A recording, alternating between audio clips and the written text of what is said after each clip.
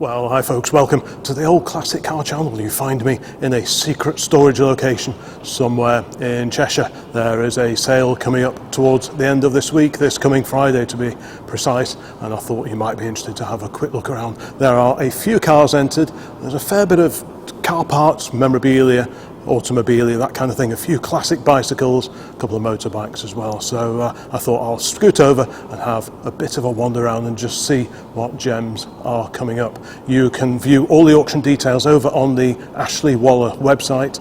Just go and check that one out, ashleywaller.co.uk. They have a 3-day auction coming up this week. Like I say, 15th of September is today, Monday.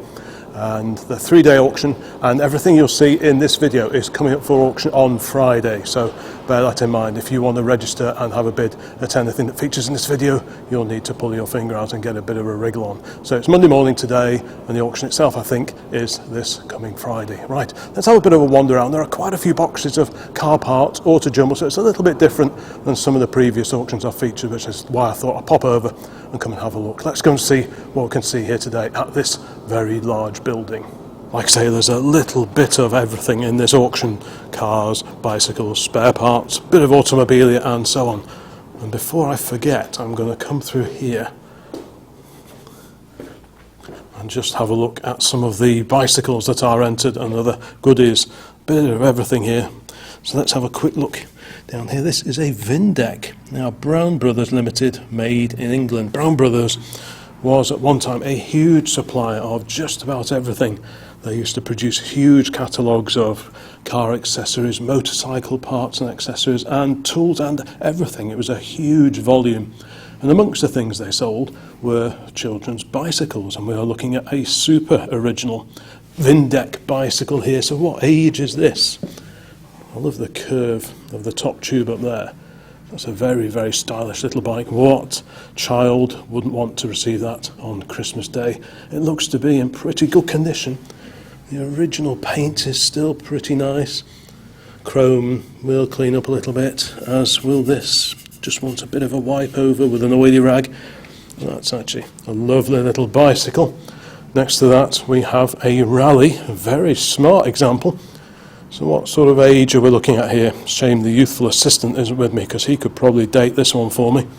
We've got rod brakes, probably a slightly later ever ready battery operated lamp. A matching pump, a Blue Mel's pump, also in green. I hope you can see that, it's a little bit dark in here. But all that original pinstriping, that's very nice. And look at that, a lock on the forks as well. So that shows that this must have been quite a deluxe bicycle at the time. Brooks saddle. Like I say, all the estimates, etc., for everything that features in this video you'll find on the Ashley Waller website. So this really is just a bit of an intro as to what's coming up, and as it's so relevant to the channel, I thought, why not come and have a look. We've got another Rally here, possibly a little bit earlier, looking at the angle of the frame. And that super little Sturmey Archer gear shift just on there. We're probably looking, what, 40s, could even be a little bit earlier, but again, lovely green paint. Both of these have got the oil bath chain cases on as well, beautifully lined, because Rally made in Nottingham. There's no transfer or badge on the front of this one, but it's definitely Rally with these little lugs in the top of the forks there. But it's in beautiful condition. They are both really, really nice indeed. We've got a little butcher's bike here, a little sort of delivery bicycle. What a super little thing that is. These are really popular for advertising on. Yep, it's a single speed. That's pretty neat. Another one over here. Wow. Again, lovely detailing on this one. This is an intriguing thing. It looks at first glance a bit like a Rally chopper, but it isn't. The details are on the website. It's quite interesting. Some similarities to the chopper, the saddle, the mudguards, the chrome mudguards. I think this is a mongoose, if memory serves, but don't quote me on that. Suspension as well. That's pretty neat, and very motor-style looking front end with this brake arrangement on here, cable operated, presumably internal drum brake linings in there. Yeah, that's pretty neat. But what is really, really neat, let's just go across here. We have two classic pedal cars. Now this is a Triang pedal car, looks like a Mark II Zephyr. They did do a Ford Zephyr, the Thunderbolt. Super original, bit of a resto project this one. Bit of tinworm here and there, so probably won't go for too much. The good thing about Triang is you can find the bits for these quite often. This is a reasonably common pedal car from the 1950s, so you can find the parts. But yeah, hopefully someone will restore that one. And this is a really unusual little pedal car. I know nothing about this at all. Let's just pull it out a bit.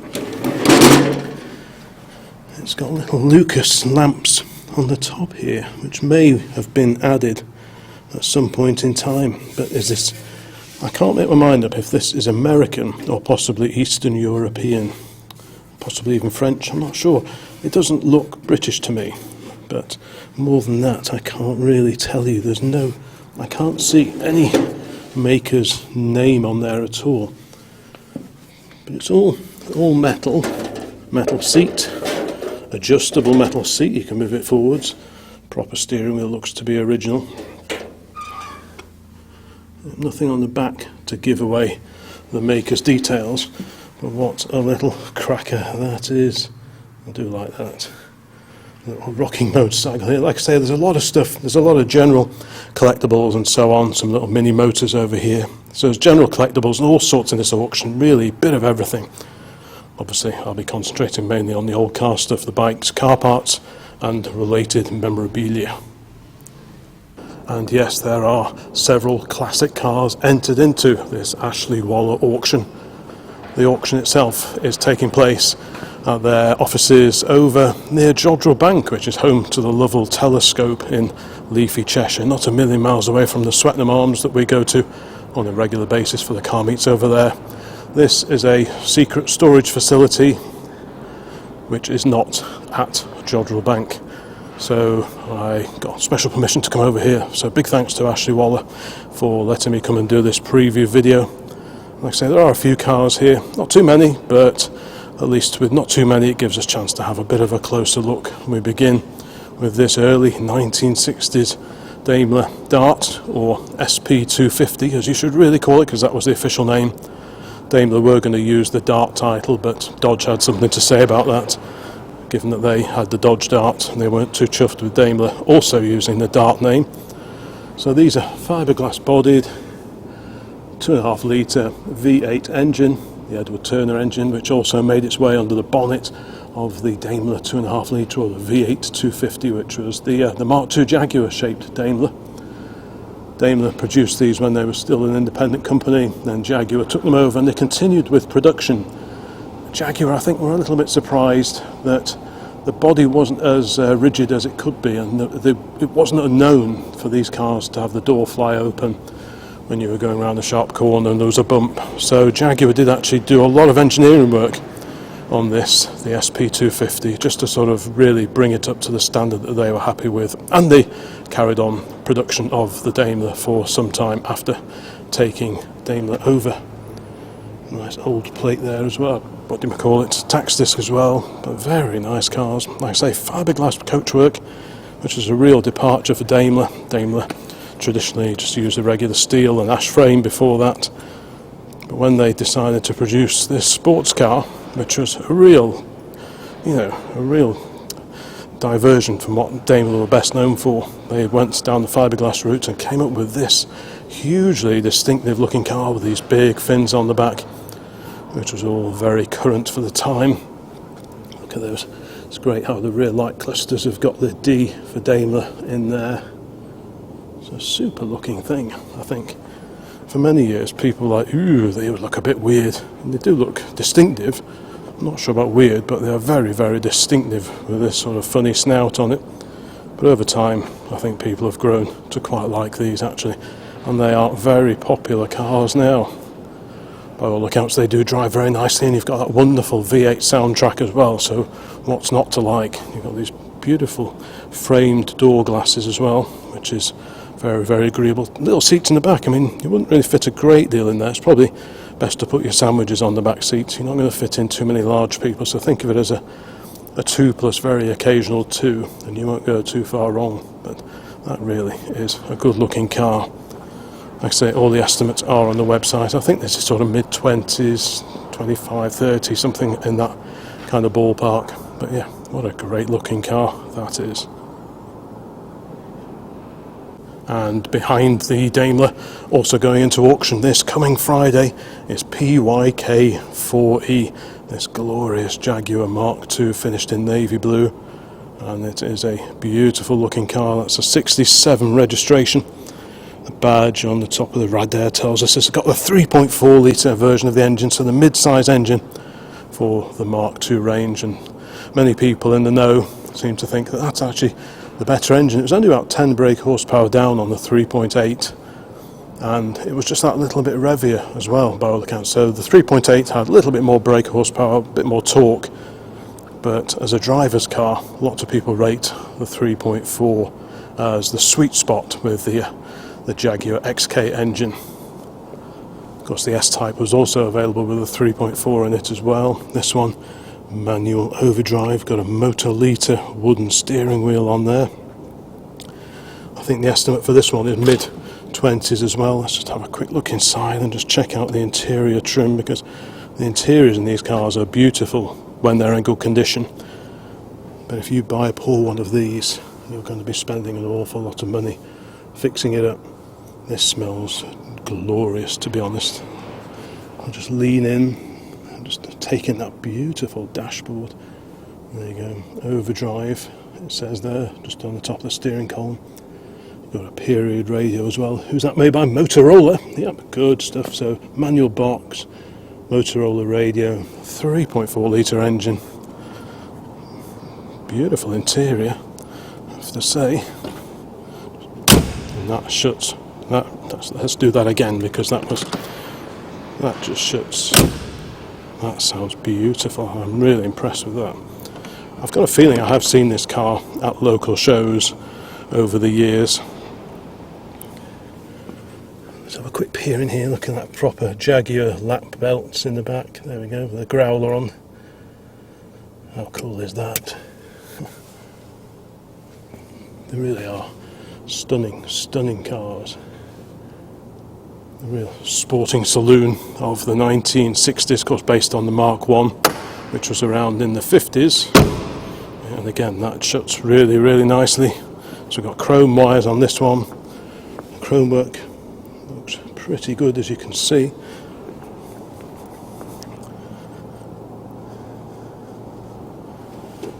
Twin pipes. A good idea is always to have a look inside the fuel filler, because that'll give you a good idea as to the condition of the car. If it's nice and clean, nice and solid inside here, not rotten, not full of leaves, that kind of thing. Because a car that's been sort of hastily tarted up for sale often looks grubby on the inside of the petrol filler flap and in here. This all looks proper and correct, so that's a good sign. And sometimes as well, if the car's had a quick blowover, you can see sort of evidence of filler dust like round here, but there's nothing ugly like that in here. Yeah. Just a little bit of paintwork there maybe to do.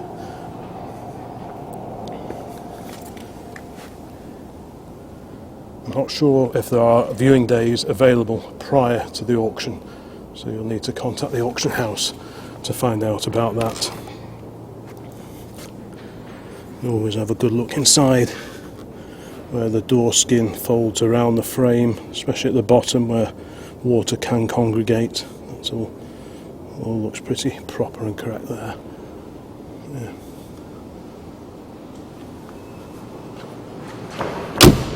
Beautiful car. Let's have a quick look at the front just to finish off this look at the Jaguar. Yeah, there's all sorts of things coming up for sale, some of it car related. Look at these old car adverts here, and some of it not. I mean, if you fancy a little bit of furniture perhaps, there's all sorts here. It's part of a big clear out, a bit of a decluttering exercise, I'm told. All sorts of stuff, and it's really cool just to have a bit of a wander around and see what's here. We've got lots of books here, motoring related. Like I say, everything's lotted up. Ooh, an AA Members Handbook for 1964 and 5. That'd look good on the parcel shelf of a suitably aged car. A few little manuals and things in there. I won't spend too long looking around the stuff here, but we all like a bit of a rummage, don't we? Yeah, all stuff over there, all lotted up, as you can see. Ooh, a little fire extinguisher there. A pyrene. Yep, a pyrene fire extinguisher there. They're usually dated at the bottom. You can find the date out on that. Some SU carbs bits, including a number plate for your garage wall. I know someone who would like that. Got some Castrol related things here. Agri-Castrol tin. This is a pump that goes on the top of an oil barrel. This kind of thing here. Let's go and have a look. See what cool. I can imagine a few Lotus people would definitely love that Lotus sign there.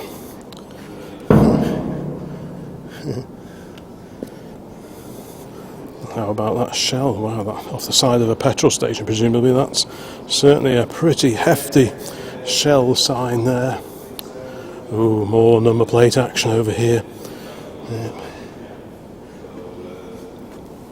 Agri-Castrol, Golden Film, Morris's of Shrewsbury. Of course, they're still in business.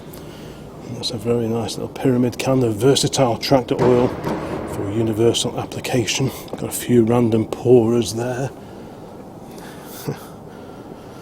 Ooh, these are nice. These Shell X100. If I can just sneak over here. Look at those. I do like those. They are very nice. Shell X100 multi-grade motor oil. Wow. Presumably the pair are for sale as one lot. Like I say, that's the name of the auction house who are handling this sale. So that's the website to look for, and you'll find all the blurb on there. Very nice. Simplex fire extinguisher. Because a lot of these things get repurposed now and made into lights and all that kind of thing. A bit more oiled can action over there. Propeller of something. More grouped up collections of tins, a random assortment of tins. Some more car related tinnage over here. Girling. Proper Ford branded shock absorber fluid tin there. That's nice. Castrol. Very nice BP Energol one there in that lot. Yeah. Some more Shell goodies down there. Radiators. I think there is a viewing day tomorrow, so you're going to really have to sort of get a wriggle on if you want to come and check out any of this stuff in person. Quite the assortment of hubcaps. This is the sort of thing that would have been on a W123 Merc in the 70s, early 80s. The old E-Class Mercedes. Triumph, of course. Quite a random assortment of hubcaps. What are they? Triumph Herald, perhaps? That would be my guess. Who knows? Windscreens. Bonnet off a 50s Chevrolet. My God, look at that mascot on there. A bit like an Avro Vulcan. Incredible looking thing. Oh, the Valkyrie. The Valkyrie XB70 looked very similar to that bonnet mascot. Incredible. This bonnet, I was looking at this online, trying to figure out what it's off, and I'm still not sure. Got a rear mounted tank there for something vintage, so if you're building a vintage special, maybe that would come in useful. A couple of doors off a Ford Thunderbird. Wow. Front end, fiberglass flip front end for a Mini. Bits of a Ferrari, I think it said possibly 458 Speciale. suppose that would look good hanging up on your wall, wouldn't it? You could even paint that, or clean it rather, and just hang it up in the living room possibly. If Ferrari's your thing, that would be quite the thing to have on the wall. Some mini bits there. Lovely old cast iron road sign post toppers. Some cast signs there, possibly reproduction, not sure those. Various badges. Again, great stuff to decorate your room with. White Eagle gasoline pump globe. Ooh. Pump globes are so popular. Post office sign there. That's a localish sign leading to the A49, which is not a million miles from here. No right turn, complete with little sort of jewelled reflectors in. So that's pretty groovy. Halt at Major Road ahead. These are stunning.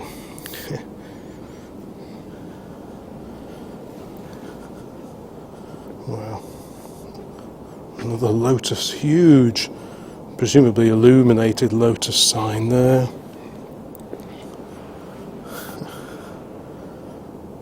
Well, these signs I do like.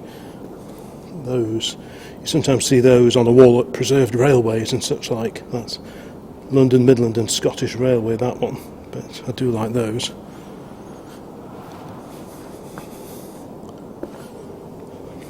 Part of a box that would have had a Villiers engine stored in it. Wow. Let me know if anything really appeals to you in this pretty varied collection of things. Now I must point out, this row of vehicles along here, these are not included in this upcoming auction. These are not for sale, so please don't ask about those. Right. Lots and lots of book action in there. There's one of the old Ferodo brake testers there. It's the box for it, not the thing itself. That's the box for the old Tapley meter, the Ferodo brake testing meter. MOT garages all used to use those back in the day. Lots of random auto jumble type lots in this particular auction. All sorts of things in here. Books, Touring England board game. That's one of the later reissues of that. We've got one of those at base. Some old children's annuals. Alton Park Gold Cup, etc., etc. So, a real voyage of discovery. If you bid on that lot, you just don't know what's going to be in there. Ooh la la. Right. Shellmex. Looks like it's wired up. You probably have to check the wiring before you try plugging it in. But yeah, oof. How nice is that? Yeah, feels like glass. Superb. Right, let's carry on. Some pretty hefty lamps there. Typewriter. Ooh, this looks like an interesting box. I'd love to have a proper rummage through here. Castrol, Girling, brake and clutch fluid.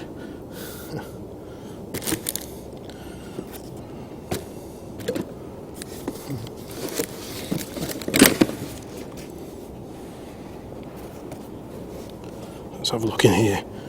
The Park oil-filled high voltage coil. That's just got loads of bits in it, I think. Oh, there we go. Wow. Yep, if you're an auto jumbler, there could be some useful stuff for you here. Right, answers on the postcard. What's that off? Surely you know what that's off.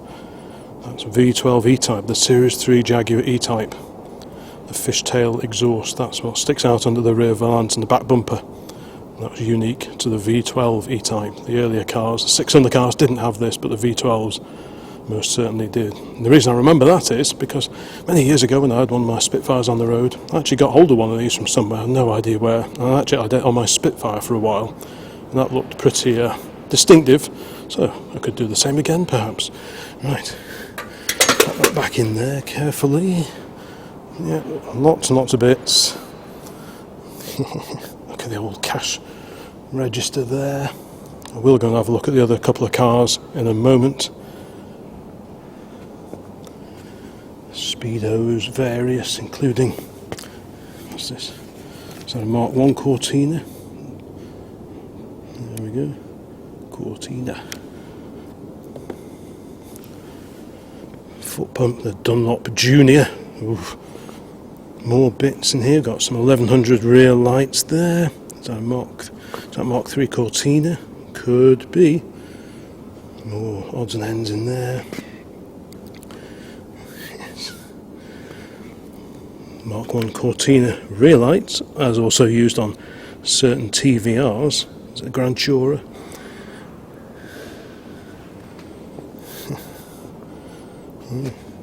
Looks like a pretty hefty winch collection here.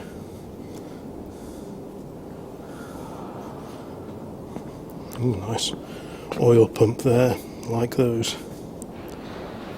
Not seen one on a base before. That's a bit different. Wow, all sorts of bits and bobs. A couple of Mini Light style wheels here, a Ross style wheel, probably off an MG. An assortment of steering wheels. A bit of everything in there.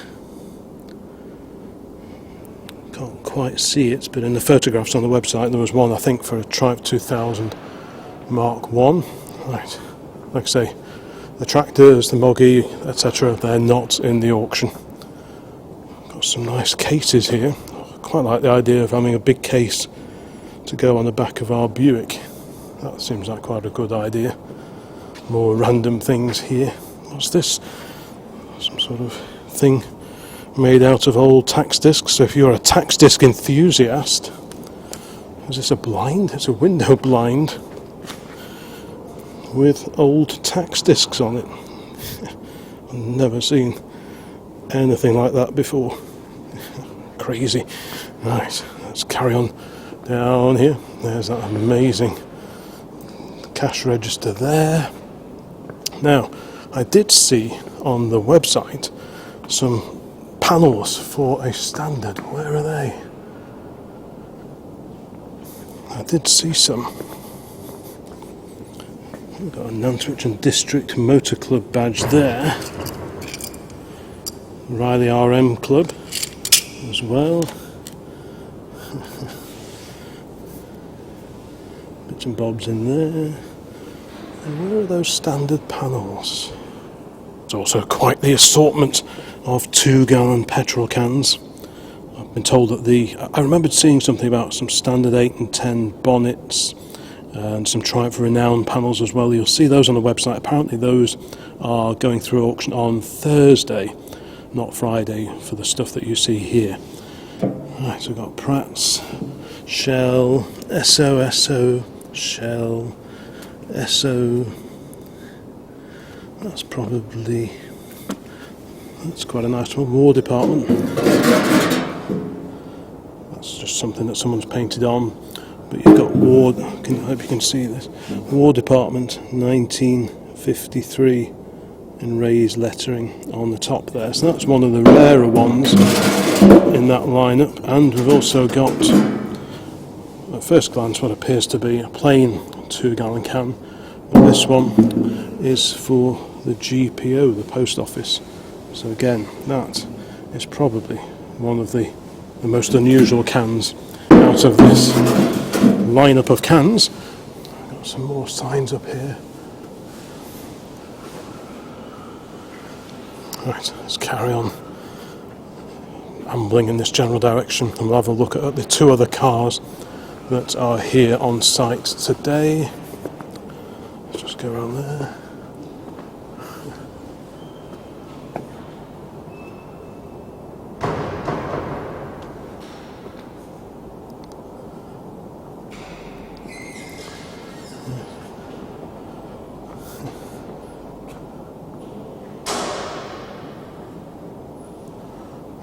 An interesting place, all sorts of things, not just car related. Let's have a look over here, because this is an intriguing little soapbox race that was actually built and competed in the Red Bull soapbox race some years back now. So that's going up for auction. Got this pretty groovy Vespa scooter, and this one's been converted into a glass-topped table. So perfect for the living room of anyone who's a big fan of classic scooters.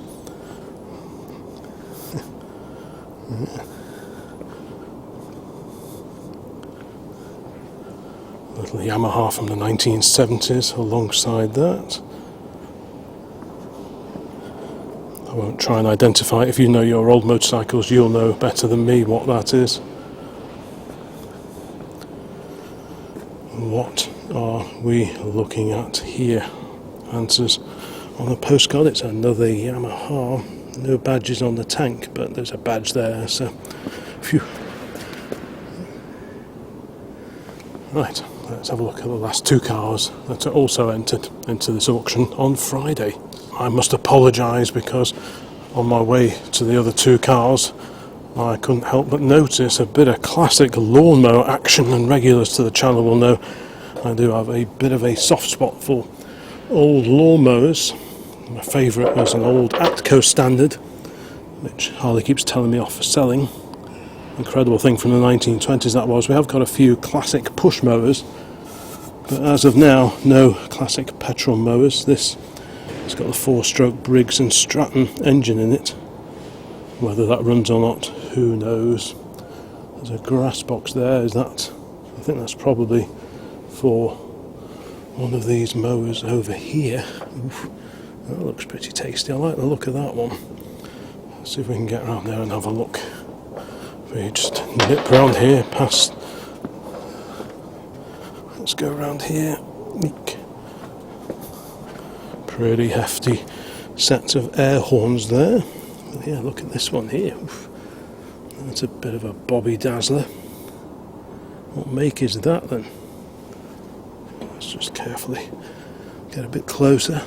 The old Lodge C3 plug in it, so that gives you an idea of how old this is. And if that's the box for it, then that might tell us. The Suffolk Colt leaf grass box there. So whether that is off this, I'm not quite sure. But either way, an interesting thing to see. Oh, there's another one behind it, slightly later. Right, oh, there's another one there. And a deck chair. Right, let's go along here. This stretcher looks like it could be possibly from the Great Wall. Right, now finally you'll be relieved to know we are back up at Car End. And next to this BRM Racing go-kart, that looks like a bit of a giggle, we have this. So this is MGF. The owners had this one for a few years apparently. So these are mid-engine with a K-series engine. These have quite the following. You always get a good turnout of these at the classic car shows that we get to, and well supported by the various MG clubs as well. Big straight 6 engine here. Now what is that out of?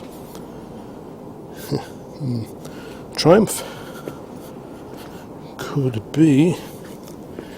Are there any easily visible stand part numbers on it?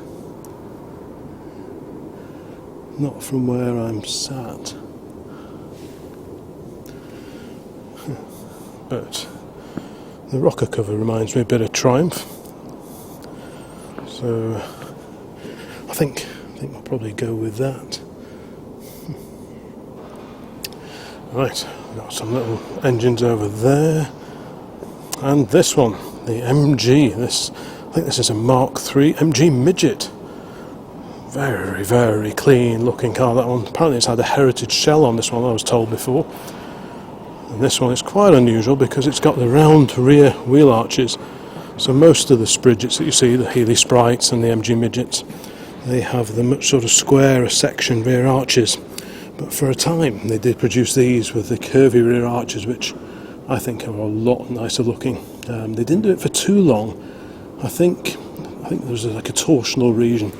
There was I think with the squared off arches it just stiffened up the body a bit more, so they actually reverted back to the earlier design after a while. So as a result you don't see as many of the round arch midgets as you do the other shape. So it's really cool to see this one. It's actually a very, very clean looking car indeed.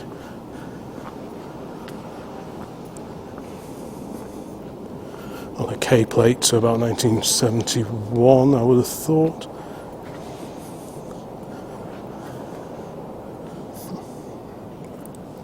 Yeah, super looking little car, that one.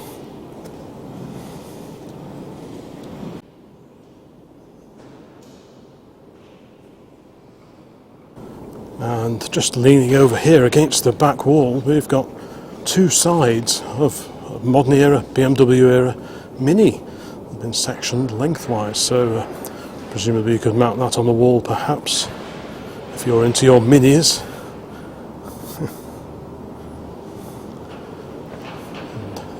It looks like the other half is over here. This one has been also cut in half in the middle as well as lengthways. It's also been chopped there, but you know, could even be some useful bits if you've got one of these that's had a bit of a nerf in the corner.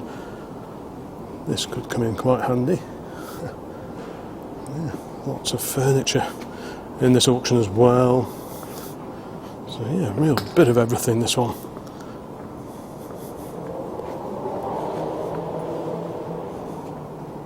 I almost forgot about this, folks. Here we have on display, mounted on a couple of Ford branded oil drums, a Mark I Cortina engine from 1962, a 1500cc pre-crossflow engine with a 4-speed gearbox.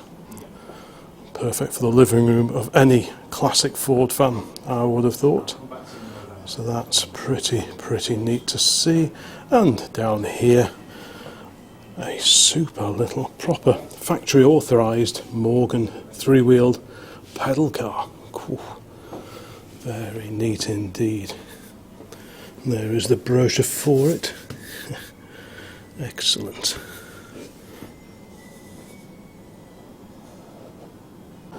So there we go, folks, just a short video having a quick look at the automotive and indeed bicycle content coming up in the next Ashley Waller auction.